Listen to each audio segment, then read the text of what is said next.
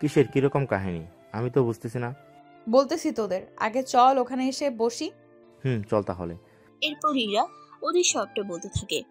সবটা শোনার পরে ওরা তো এত বেশি অবাক হয়ে যায় বলার বাহিরে। আঙ্কেল কি করে পারলো এমনটা করতে? সেটাই তো বুঝতেছি না। তোর কথা অনুযায়ী বোঝা যাচ্ছে আমার 1 মিনিটের যে খরচ হয় তা তোর হাজবেন্ড পুরো মাসেও রোজগার করতে পারে না। সেটাই। তাহলে তো ওকে একটু বাজিয়ে দেখতে হচ্ছে। এই বলে ওরা আকাশকে ওদের কাছে আসতে বলে আর আকাশকে নিয়ে মজা করতে থাকে, সাথে ইরাও। এতে যদিও আকাশের কোনো কিছু যায় আসে না, কেননা প্রথম থেকে জানে এরকম কিছু একটা হবে, সেজন্য চুপ করে থাকে। এইদিকে আচ্ছা আমি বাসায় যাব। এটা ছাড়া আর কোনো উপায়ও তো নেই। সেটাই, সেজন্য চলে যাচ্ছি। এদিকে আরো কিছুক্ষণ আড্ডা দিতে থাকে। তখন রিমো আর রিয়া ওখান থেকে একটু দূরে যায়। তখন ইরা আর আবির কথা বলতে থাকে। আচ্ছা তোদের মধ্যে কি সবাই হয়ে গেছে? সব হয়ে গেছে বলতে? সব হয়েছে বলতে বাসরাতে যা যা হয় এইসব কিছু আর কি। তোর কি মাথা খারাপ ওইগুলো করব ওর মতো ছেলের সাথে? না, তুই যেভাবে বললি মনে তো তাই হলো। আরে তেমন কিছু না। তোকে কিছু একটা কথা বলার ছিল আমার। কি কথা? কথাটা কিভাবে বলবো বস্তাছি। তুই আমার বন্ধু, তার উপর বিজনেসের মধ্যে তোরা আমাদের থেকে অনেক উঁচুতে, তাহলে বলতে এত অসুবিধা কোথায়? যদি কিছু মনে না করিস, আমি তোকে বিয়ে করতে চাই। তোর কি মাথা খারাপ আবির? আমি তোকে শুধু বন্ধু ভাবি। তাতে কি? আমি তো তোকে বন্ধুর পাশাপাশি বউ ভাবতাম। ভেবেছিলাম কয়েক মাস পরে আবার বাসায় বিয়ের প্রস্তাব পাঠাবো, কিন্তু তুই যে আমাকে এরকম কিছু কথা বলবি তা তো আমি ভাবতে পারিনি। আমিও ভাবতে পারিনি তুই যে আমাকে নিয়ে এগুলো ভাবছিস। চলি আমি এখান থেকে। এদিকে ইরা চলে যায় এখান থেকে। এদিকে রিয়া আর রিমো তখন আবিরের কাছে আসে। কি হয়েছে আবির? ইরা এভাবে উঠে গেল কেন? তুই কি ওকে কিছু বলেছিস? আবির এরপর ওদের সবটা বলতে থাকে। সবটা শোনার পরে আবির, তোর কি মাথা খারাপ? কেন, কি করলাম? তোদের যা ক্ষমতা আর ডলার আছে সেগুলো দিয়ে তো ইরাকে তুই 50 বার কিনতে পারবি। আমি তা জানি, কিন্তু এর উপরে কেন জানি মন চলে এসেছে।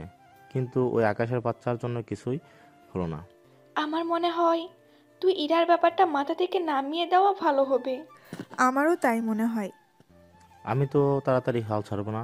তাছাড়া এরা আমার কথা না মানার জন্য ওর পরিবারের বিজনেসের মধ্যে কত বড় যে ক্ষতি হয়েছে তা নিজেরাও জানে না। সেটাও তো কথা, ওদের পুরো পরিবারের বিজনেস তো তোদের সাথে জুড়ে। তোরা যদি ওদের সাথে বিজনেস ডিল না রাখিস তাহলে তো ওরা আরো গরিব হতে থাকবে। আমি তাই চাইবো, কিন্তু কিন্তু কি আবির? আমি আরও কয়েকবার চেষ্টা করে দেখি। যদি সবটা ঠিক থাকে তাহলে তো ভালোই, নয়তো আমাকে কিছু একটা করতে হবে। ঠিক আছে, যা খুশি কর। এইদিকে ইরা বাসায় চলে আসে। অন্যদিকে আবির ওর বাড়িতে আসে। পরের দিন সকালে ওর বাবার সাথে কথা বলতে থাকে। কি বলছিস আবির? তার বলতে ওরা যে নিজেদের মধ্যে এত কিছু করে নেবে তা তো আমি বুঝতেও পারিনি। তাহলে কি আমি ওর পরিবারের সাথে সবকিছু শেষ করে দেব? এখন কিছু করতে হবে না, আমি আরও কয়েকবার চেষ্টা করে দেখি, তারপর যদি না হয় তখন জানাবো। ঠিক আছে, আমি তাহলে অফিসে গেলাম। এই বলে আবিরের বাবা মিস্টার জাফর চৌধুরী চলে যায় অফিসে। জাফর চৌধুরী হলো আমেরিকার সবচেয়ে বড় ব্যবসায়ী আর ধনী লোকদের মধ্যে অন্যতম। ধনীর দিক দিয়ে উনি 2 নম্বরে আছে, কিন্তু 1 নম্বরে কে কে আছে তা ওনারা কেউই জানে না, নাই ওনাদের কেউ দেখেছে। এদিকে আপনারা তাহলে বুঝতেই পারছেন আবিরের পরিবার কতটা ধনী। তার চেয়ে বড় কথা হলো আবিরের পরিবারের সাথে জড়িত আছে ইরার পরিবারের ব্যবসা। আবির যদি ওর বাবাকে বলে ইরাদের সাথে সবকিছু ক্যান্সেল করে দিতে, তাহলে কিন্তু ইরাদের শত শত কোটি ডলার লস হয়ে যাবে। এদিকে আবিরের পরিবার আর ক্ষমতা সম্পর্কে তো জেনেছেন। এদিকে আবির ওর পরিবারকে এখনো কোনো কিছু জানালো না, কেননা আবির একটা সুযোগ খুঁজতে থাকে, যে সুযোগ এর মধ্যে ইরাকে পেতে পারে। সকালবেলায় ইরা, এই নাও তোমার নাস্তা। হ্যাঁ দাও ভাবি। ইরা, তুই কি অফিসে যাবি? কেন? হঠাৎ করে আবির আমার সাথে কি বিষয় নিয়ে কোনো কথা বলতে চাইছে, কিন্তু কোন বিষয়ে সেটা বুঝতে পারছি না। তা তুমি অফিসে যাওয়ার পরেই তো দেখতে পারবে। আমি বলি কি, ইরা ও তোর সাথে যাক, এতে দুইজন মিলে বুঝে নিতে পারবি। সেটাই ভালো হবে তাহলে। ইরা কেন অফিসে যাবে? আব্বু, ইরা তো এতদিন ধরে আমার সাথে অফিসে সামলে এসেছে। তাছাড়া তুমি তো সব জায়গায় আর যেতে পারছো না, সেজন্য আমাদের দুজনকে কিছু অফিসের দায়িত্ব দিয়েছ। দিয়েছি, কিন্তু ইরার বিয়ে হয়েছে একদিন হলো। কোথায় আকাশ সময় দেবে, ওকে ঘুরতে নিয়ে যাবে? তা না করে ও যদি অফিসে যায় আর আমিও একটু পরে অফিসে যাব, তাহলে ছেলেটা একা একা কি করবে? বাবা, যাকে আমি স্বামী হিসেবে মানি না তার সাথে সময় কাটানোর কথা তো প্রশ্নই ওঠে না। সে যাই হোক, ও তো স্বামী, সেজন্য ওকে তো মেনে নিতেই হবে। তাছাড়া তোকে এখন কোথাও যেতে হবে না। তুই আপাতত 10 থেকে 15 দিন আকাশে থাকবি, ওকে নিয়ে ঘুরতে যাবি। কিন্তু বাবা, আমি আর কোনো কথা শুনতে চাই না, এটাই আমার শেষ কথা। এদিকে বাকিরা কোনো কথা বলছে না, সবাই চুপ করে আছে। কেননা ইরার বাবা একজন হার্টের রোগী, সেজন্য ওনাকে বেশি উত্তেজিত করা ঠিক হবে না। সেজন্য ইরা রাজি হয়ে যায়। ঠিক আছে আব্বু, তাই হবে। আকাশ কোথায়? ওকে তো দেখছি না। সকালে উঠে কোথায় যেন গিয়েছে, তা আমি শিওর জানি না। একটা কল দে ওকে, কোথায় আছে, কি করতেছে তা খোঁজ নিয়ে আমাকে জানা। কিন্তু বাবা, ওর নাম্বার নেই আমার কাছে। ও যখন বাসায় ফিরবে তখন নাম্বার রেখে দিবি, আর আমি অবশ্যই গেলাম, তোকে যা যা বলেছি তা করবি। ঠিক আছে, তাই হবে।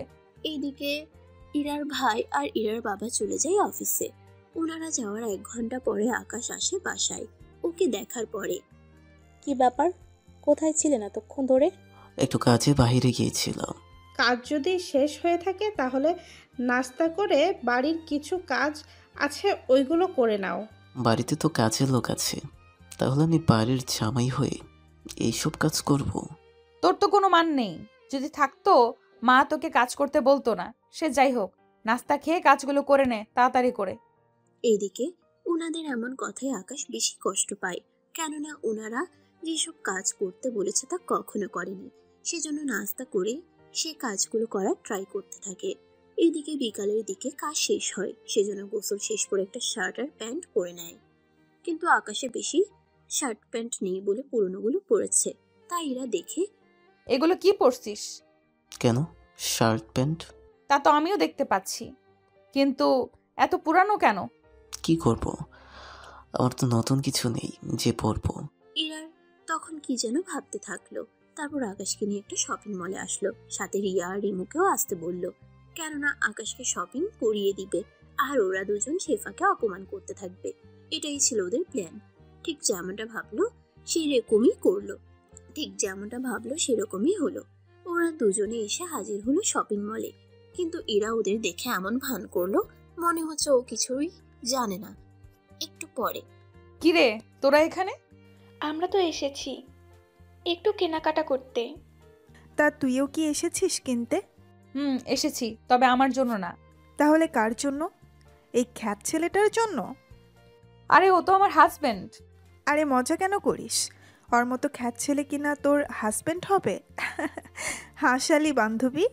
ভালো করে তাকা, তাহলে বুঝতে পারবি এটা কে। সরি বান্ধবী, আমরা ঠিক চিনতে পারিনি। আসলে উনি এমনভাবে এসেছে যে বোঝার কোনো উপায়ও নেই। কি করব বল, সবই আমার পোড়া কপাল। তাহলে চল তোর হাজবেন্ডকে কিছু কিনে দে। তা এত দামি দামি জিনিস তোর হাজবেন্ডের পছন্দ হবে তো? কারণ সে তো সবসময় এরকম বস্তি মার্কা পোশাক পরে থাকে। এত দামি জিনিস আমার মনে হয় না পরতে পারবে। দেখ, আমি জানি তোরা ওকে অপমান করতেছিস। আরে আমরা তো মজা করতেছি। তা চলেন ভাইয়া, আজকে আপনার পুরো শপিং খরচ আমরা দুইজন দিব। তোরা কেন দিবি? বারে, তোর জামাই বলে কথা, এতটুকু তো করতেই পারি। এদিকে আকাশ শত না করার পরেও ওরা কিনে দিতে থাকে। মোটামুটি ওরা অনেক কিছু কিনে দেয়। এবার ওরা আসে রেস্টুরেন্টে খাওয়ার জন্য। তা কি খাবি বল? আমাকে কেন জিজ্ঞেস করছিস? ভাইয়াকে জিজ্ঞেস কর, উনি যা খেতে চাই তা অর্ডার কর। আরে উনি তো এই খাবারগুলো কখনো চোখে দেখার কথা তো দূরের কথা, কখনো নামও শোনেনি। সেই জন্য জিজ্ঞেস করা কি ঠিক হবে? দেখ, তোরা যা ইচ্ছা হয় অর্ডার কর। এদিকে চুপচাপ বসে আছে, কোনো কথা বলছে না, কেননা কোনো কথার উত্তর দেওয়া আকাশ ঠিক মনে করছে না।